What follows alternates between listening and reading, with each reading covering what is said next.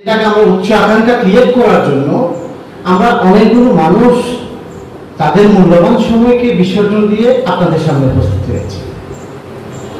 নিশ্চয়ই এখানে আপনাদের মধ্যে অবশ্যই একটা দায়বদ্ধতা ক্রিয়েট হতে হবে, কারণ আমি শামসুদ্দোহা আপনাদের মধ্যে স্টুডেন্ট ছিলাম।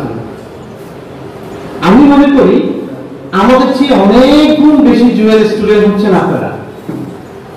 আজকে আপনাদের সামনে আমি কথা বলতে পারছি, সেই ক্যাপাবিলিটিও হয়তো আমার নেই, কিন্তু আমার ইচ্ছা শক্তি অনেক আছে।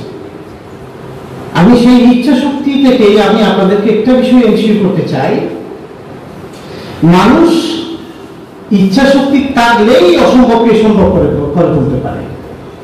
তার একটা জ্বলন্ত প্রমাণ আমি আপনাকে দিই। আজকে পরিচিতি পর্বের মধ্যে মহেশখালী কলেজের কথা বলা হয়েছে। একই সাথে দুইটা বাচ্চা, ছোট্ট ছোট্ট দুইটা মানুষ, এই দুইটা মানুষ কিন্তু মহেশখালী থেকে ইন্টারমিডিয়েট কমপ্লিট করে ঢাকা বিশ্ববিদ্যালয়ে গিয়েছে। কিভাবে গেল? আমি বলছি তার ইচ্ছা শক্তি দিয়েই গেল। মানুষ ইচ্ছা শক্তি থাকলেই তো আজকে। আরেকটা দৃষ্টান্ত আমি দিই আপনাকে। আমাদের সামনে সবার পরিচিত মধ্যমণি, আমরা সবাই চিনি মহেশখালীর একমাত্র সিআইপি। উনি পালিশ করারই সন্তান। কোথেকে এসেছিল, কি ছিল তার, কেন আজকে এই পর্যায়ে আসলো, এটাই হচ্ছে ওনার একটা অ্যাম্বিশন, ইচ্ছা। তা আমি বলবো, শুধু আপনি আজকে সংবর্ধিত হয়েছেন, আপনি বিভিন্ন পাবলিক বিশ্ববিদ্যালয়ে যাবেন, পড়ালেখা শেষ করবেন, ক্যারিয়ার করবেন, বিশেষ ক্যাডার করবেন, অন্য কোনো ডিপার্টমেন্টে যাবেন, এখানে কিন্তু আপনার সমাপ্তি নয়। আমরাও এক সময় স্টুডেন্ট ছিলাম। আমিও চট্টগ্রামে আমার এসএসসি লেভেল থেকে কাটিয়েছিলাম, কিন্তু বিলিভ করেন আমার জীবনের বলতে গেলে আমার যৌবনের শেষ পর্যায়ে এসে আমি যেটা অবজার্ভ করলাম, আমার সব থেকে মজার এবং আনন্দের জায়গাটা হচ্ছে আমার মহেশখালী।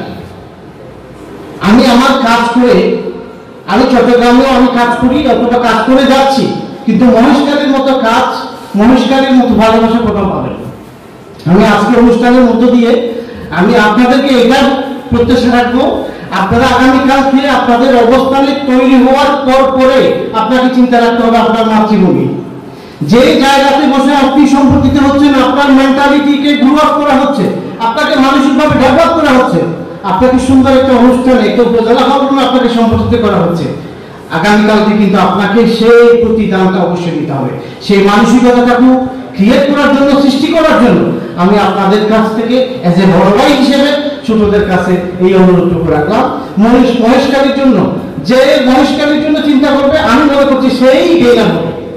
আমি আপনাদের কাছে দোয়া করি, আপনাদের প্রতি সেই উদাত্ত আহ্বান রেখে আজকে আয়োজক কমিটিকে আমার কৃতজ্ঞতা ও ধন্যবাদ জানিয়ে আজকের সংক্ষিপ্ত বক্তব্য দেখা শেষ করছি। সবাই ভালো থাকবেন, সুস্থ থাকবেন, ভালো রাখবেন। ধন্যবাদ সকলকে। আসসালামু আলাইকুম।